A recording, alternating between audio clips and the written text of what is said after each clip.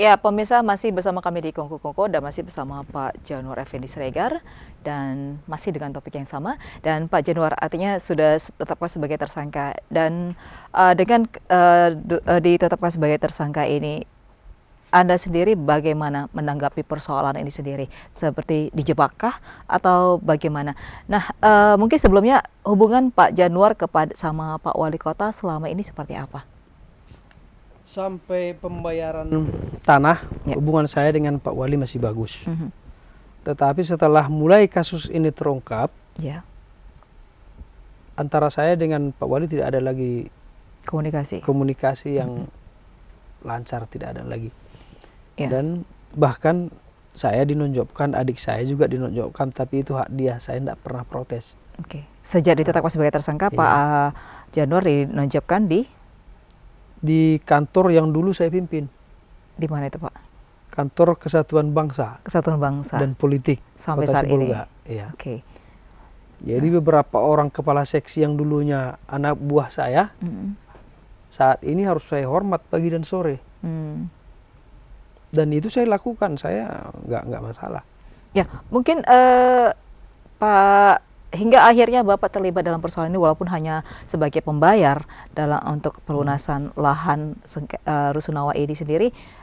Pernah terbesit tidak kalau Bapak menjadi sebagai orang yang dipersalahkan untuk hal yang Bapak tidak ketahui?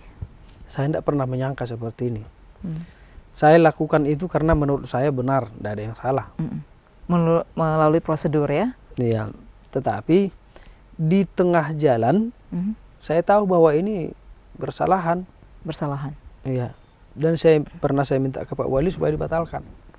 Pak, ini dibatalkan aja. Di tengah jalan ini artinya pembangunan sudah berjalan? Belum. Mm. Ini kan pembayaran ada 2 tahap. Ya. Pertama 1,5, kemudian ya 5 bulan kemudian kan pelunasan. Ya. Proses 5 bulan ini di pertengahan saya ini sudah usulkan biar dibatalkan. Kenapa sampai ada kalimat untuk membatalkan? Apa yang menjadi kejanggalan dalam persoalan ini? Karena Juli tidak bisa membuktikan kepemilikannya. Itu. Di perjanjian jual beli itu sudah kita ikat. Apabila pihak Pemko tidak bisa memenuhi kewajiban, ada denda. 5 juta per hari. Tetapi apabila pihak Adelilis tidak mampu memenuhi kewajiban, menunjukkan kepemilikan tanahnya, itu denda 1 miliar. Nah, saya kan tergiur dengan 1 miliarnya. Ketika jatuh tempo, saya usulkan ke Pak Wali, Pak, daripada repot-repot Pak, batalkan aja. Kan dapat kita 1 miliar, lumayan tambah PAD. Kan gitu. Yang kita butuhkan kan tanahnya, Januar. Bukan uangnya katanya.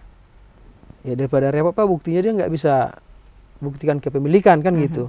Akhirnya Pak Wali setelah koordinasi dengan Kabak Hukum itu bikin inisiatif mengundang pihak-pihak terkait di rumah dinas. Ya, artinya ini banyak kejanggalan hingga akhirnya Bapak terperangkap dalam kasus dalam status sebagai tersangka.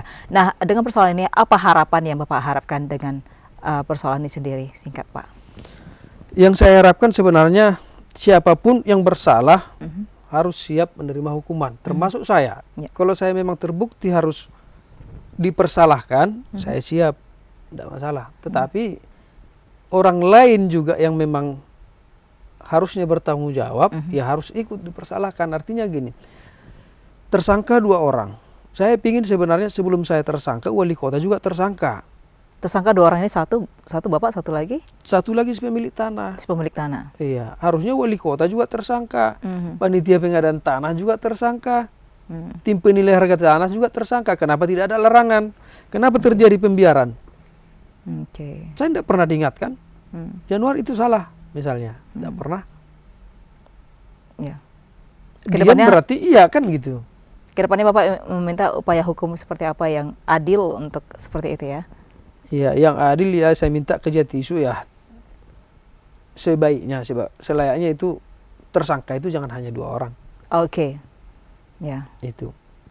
Saya ya Kabak Hukum panitia Medan Tanah, wali kota, Oke. ya harus bersama-sama dong. Ya, baik. Artinya memang ada persoalan yang kejanggalan dalam masalah ini. Dan pihak penegak hukum dalam hal ini Kejatisu harus lebih fair melihat persoalan, tidak melihat tidak membandingkan antara satu dengan lainnya siapa orang yang akan ditetapkan sebagai tersangka, tapi lihatlah prosedur hukum yang berlaku dalam persoalan ini ya Pak Januar ya. Seperti itu. Oke, terima kasih Pak Januar atas kehadirannya. Mudah-mudahan ini bisa memberikan informasi yang benar bagi masyarakat, khususnya masyarakat Sibolga dan juga ada pemerintahan Kota Sibolga. Dan saya Lewi Irawan, segenap kru bertugas mengucapkan terima kasih atas perhatian Anda. Selamat sore, sampai jumpa. Wassalamualaikum warahmatullahi wabarakatuh. Waalaikumsalam. Terima kasih.